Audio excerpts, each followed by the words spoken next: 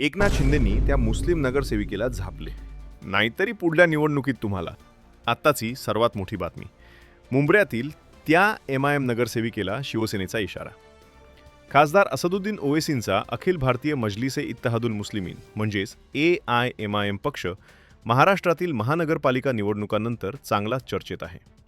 मुंबईसहित राज्यातील अनेक महापालिकांमध्ये MIMचे अनेक नगरसेवक निवडून आले आहेत. संपूर्ण राज्याचा विचार केल्यास 128 नगरसेवक निवडून आणत MIMने महाराष्ट्रातील निवडणुकीमध्ये सर्वांनाच आपली दखल घेण्यास भाग पाडलं. मात्र त्यातही मुंब्र्यामधील MIMची तरुण नगरसेविका सहर शेख तिच्या व्हायरल भाषणामुळे चांगलीच चर्चेत आहे.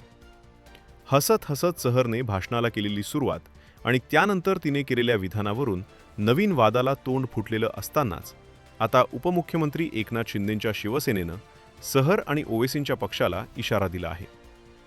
नेमकं काय म्हणाली ही तरुण नगरसेविका? राष्ट्रवादीचे आमदार जितेंद्र आव्हाड यांचा बालेकिल्ला असलेल्या मुंब्र्याच्या मतदारसंघाला सहर शेख आणि तिच्या वडिलांनी म्हणजेच युनुस शेख यांनी MIMच्या मदतीने सुरुंग लावला. ठाणे महानगरपालिकेतील प्रभाग क्रमांक 30 मधून AIMIM पक्षाचं संपूर्ण पॅनल निवडून आलं, ज्यामध्ये सहरचाही समावेश आहे.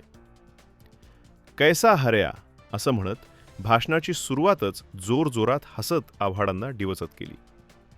तिने पुढे, आता एवढ्यावरच न थांबवता येणाऱ्या काळात आपल्याला आपली ताकद दाखवून द्यायची आहे. 5 वर्षांनी पुन्हा निवडणूक होईल तेव्हा आपल्याला संपूर्ण मुंब्रा शहर हे हिरव्या रंगाने रंगून टाकायचं आहे, असं वक्तव्य सुद्धा केलं. सहरच्या या वक्तव्यामुळे वाद निर्माण झाला असून आता या विधानाला शिंदेंच्या शिवसेनेचे प्रवक्ते संजय निरुपण यांनी उत्तर दिलं.